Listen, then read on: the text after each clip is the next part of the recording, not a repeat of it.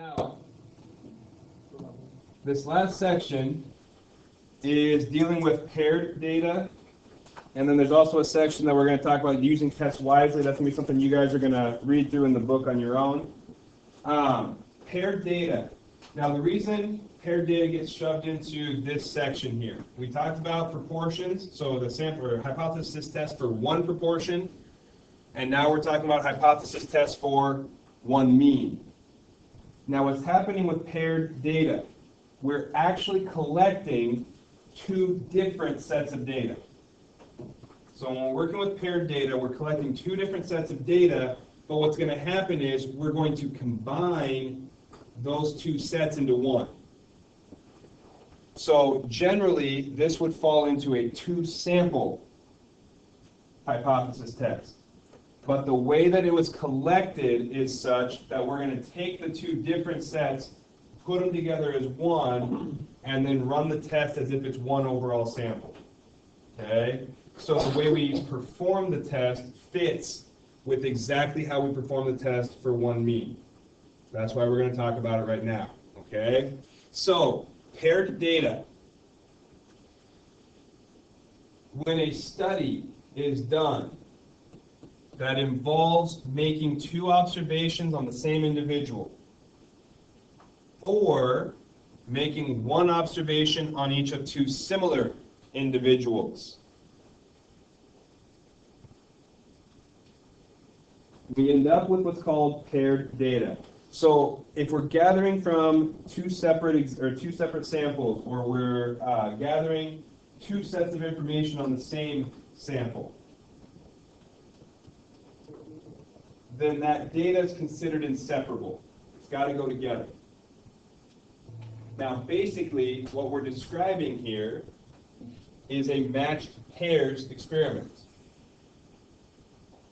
So in a matched pairs experiment, if you remember back to last semester, it was an experiment where we took our subjects, we split them into two groups.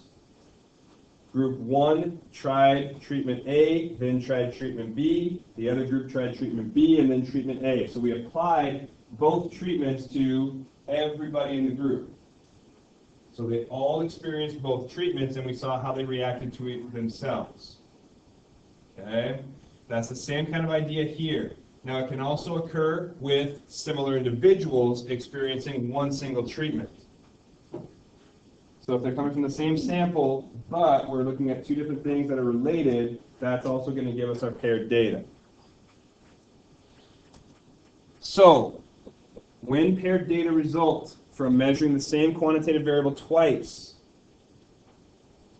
what we're going to do is combine it into one set by analyzing the differences of each pair. So when we notice that we're working with paired data, we're going to analyze the differences for each pair. So we're going to take one set minus the other set to combine it into one overall set of data.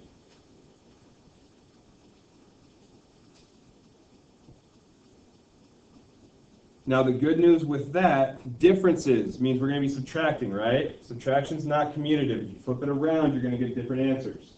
But the way we're going to run this test, the way or the direction in which we subtract isn't going to matter other than with how we report our alternative hypothesis.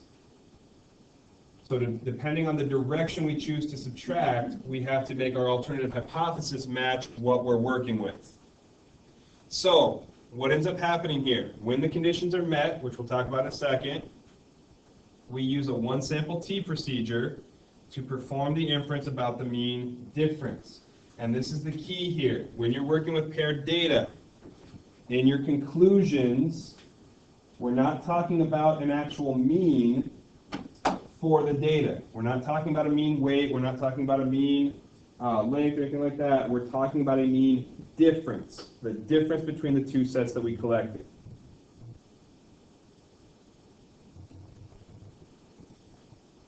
Okay? So the way you have to think about this is essentially two sets of data being combined into one set through differences. So we're looking at the mean difference between group 1 and group 2. Okay? Now, the notation is another thing you really want to make sure you get down. The notation, when you write a paired data test, it's not simply mu equals. So when I write my null hypothesis on 73 that we just went through, it was just simply mu is equal to 25, and then mu is greater than 25. When we're examining paired data, we're using mu sub d to denote that it's a difference.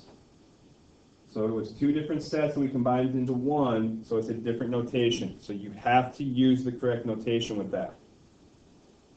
Now, one of the things you can do here, because as we get into the problem, you can, instead of using d, you could actually write out the direction in which you subtracted. So you might say like group 1 minus group 2, or 2 minus 1 if you go in that direction. So you can use the d, it's a little bit shorter notation, but one of the things I like to do is actually write out which way I'm subtracting, so I can keep track of which direction my alternative hypothesis needs to go.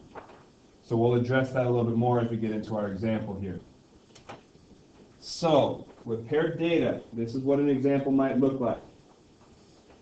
So researchers designed an experiment to study the effects of caffeine withdrawal. They recruited 11 volunteers who were diagnosed as being caffeine dependent to serve as subjects.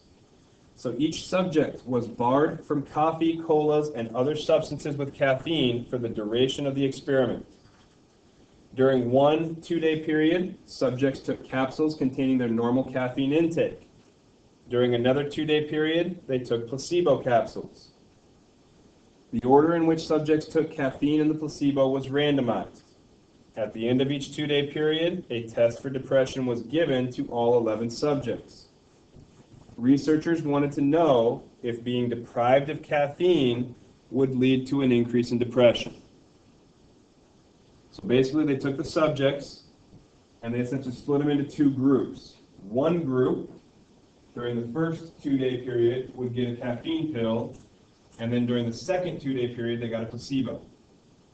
The other group during the first 2-day period got a placebo, and then on the second 2-day period got a caffeine pill.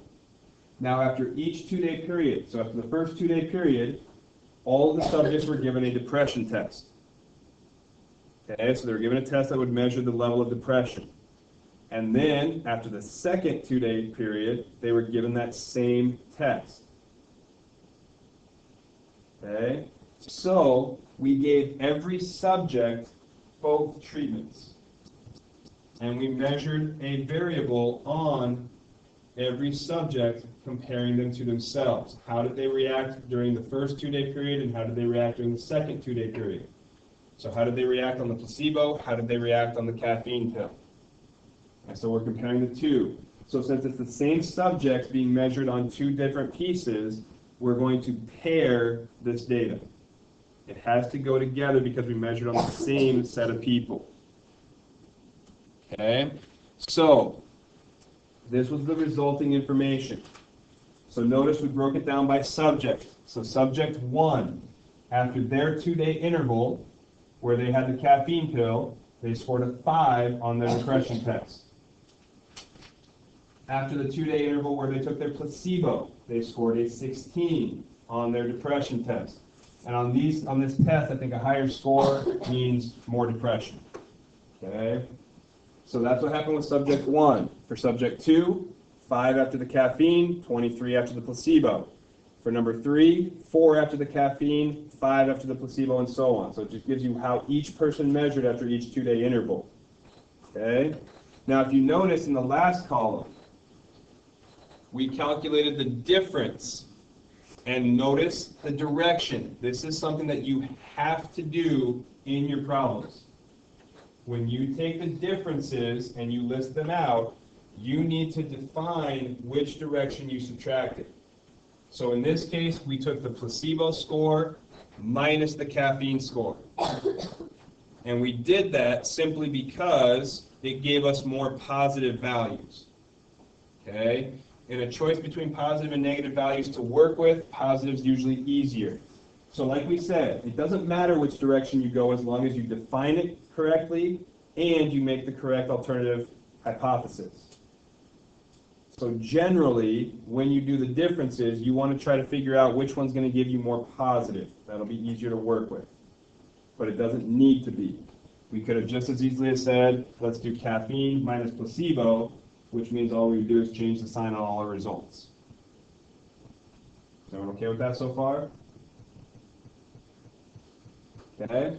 So what we're going to be analyzing, we had two different sets of data here, one after the caffeine, one after the placebo, but we're combining it into one. So we are going to analyze the differences.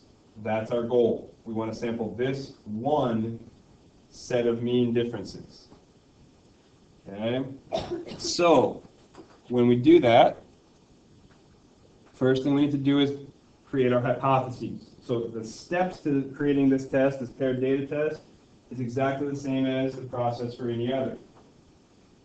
So we start with our hypotheses. Now, if the caffeine deprivation has no effect on depression, then we should not expect to see a difference in depression scores between when they had the caffeine and when they had the placebo. Does that make sense?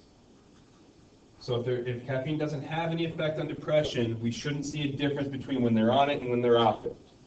Okay? So that means our null hypothesis is that the mean difference is 0. Almost every time you do a paired data test, your null hypothesis will be equal to 0. You will almost never see one where they do anything else. Okay? It's almost always going to be 0 because we're trying to determine if there's a difference or not, essentially. Okay? Now, for our alternative hypothesis, and here's where it gets tricky. Here's where you have to pay attention to what you did. Since we chose to do placebo minus caffeine, okay, so we did placebo minus caffeine. We did that specifically to try to get positive numbers, which means we expect that if the null is false, if caffeine does have a direct effect on depression, then we should see an increase in depression scores.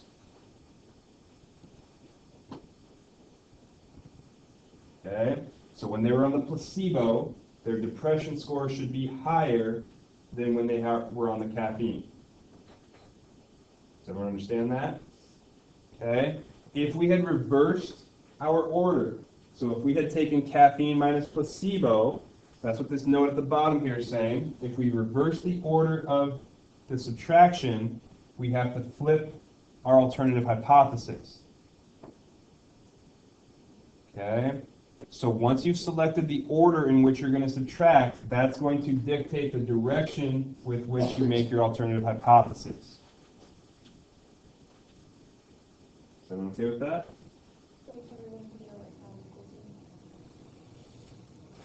Not usually. I mean, you can still do a not equal to. So there's no difference versus there is a difference. You just don't know which direction. In that case, that might be one where, like, when you do all your differences, you notice like about half are positive, half are not. You could do something like that, but usually you'll do a greater than or less than alternative. So yeah, you can still run a two-sided test, and it's run still the same as any other two-sided test, but usually we're going to have a greater than or less than. So is everyone okay with this so far?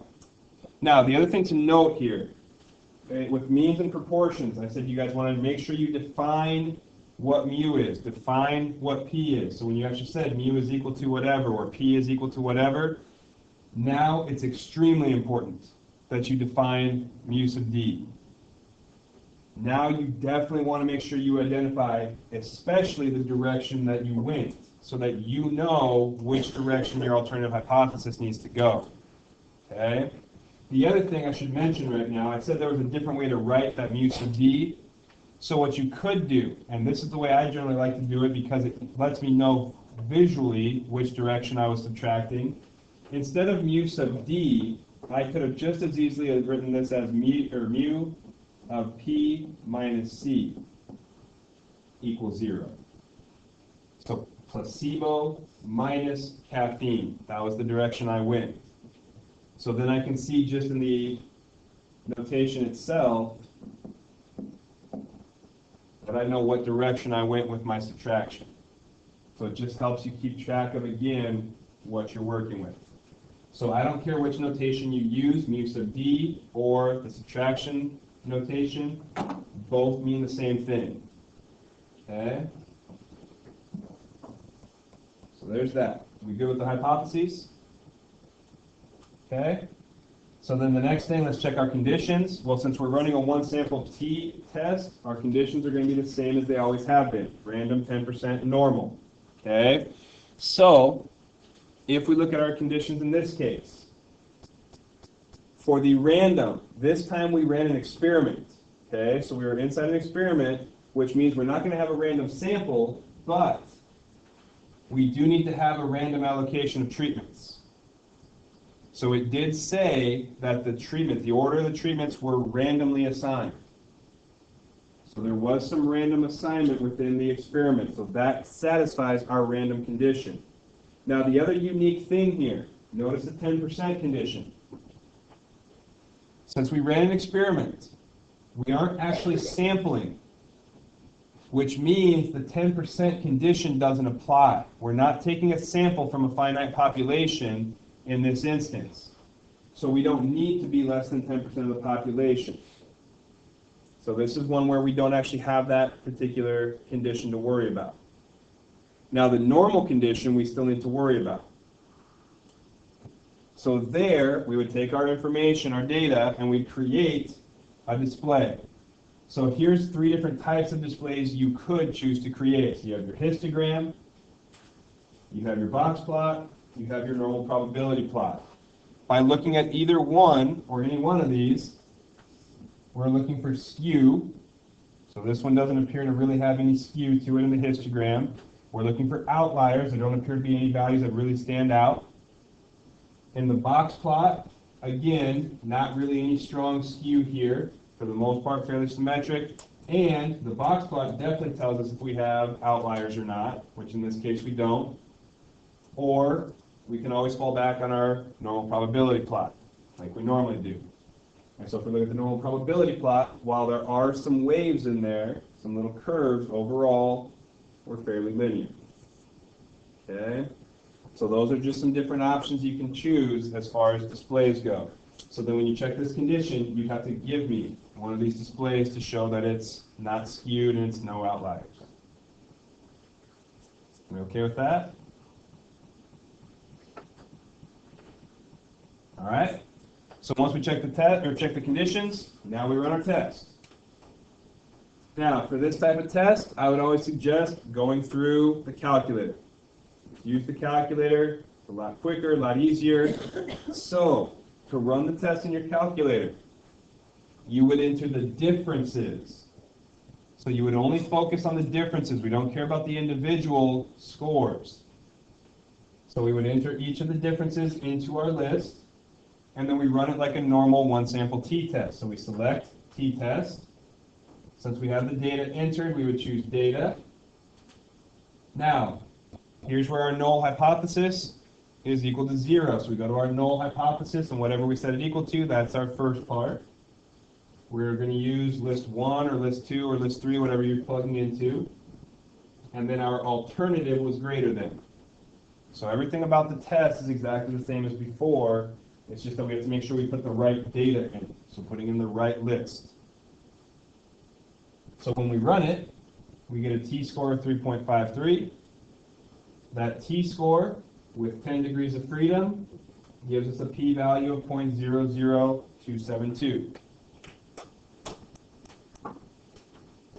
Okay? So once we have the p-value, we simply make our conclusions. So the conclusions are fairly similar to the conclusions we've been drawing, but there's some slight differences. You want to make sure you kind of pay attention here. Since the p-value is less than alpha, now again we just chose an arbitrary 5% for alpha, this p-value would have been smaller than any reasonable alpha. So we would have been okay regardless. So since it's less than alpha, we reject the null. What that means is we have convincing evidence that the true mean difference, and that's the key here, the true mean difference.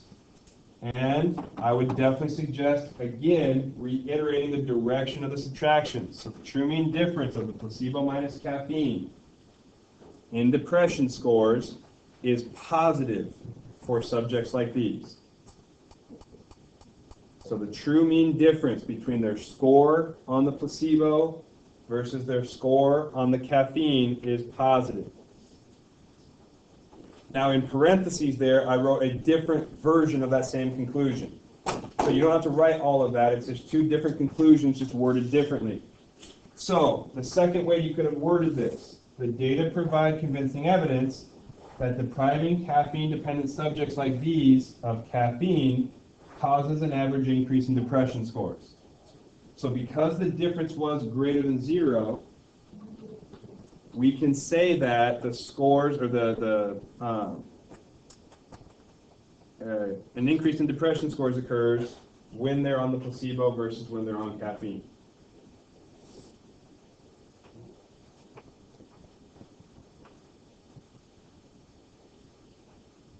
Okay with that?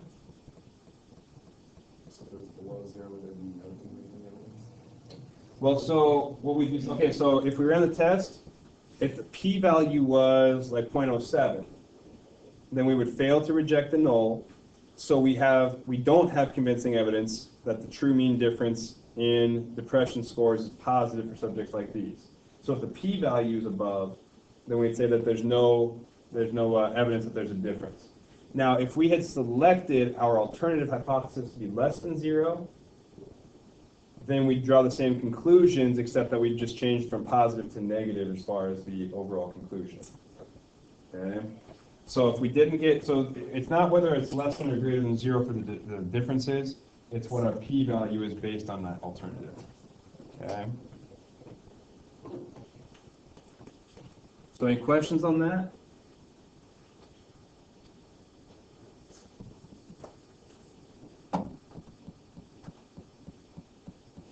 All right, and that's it.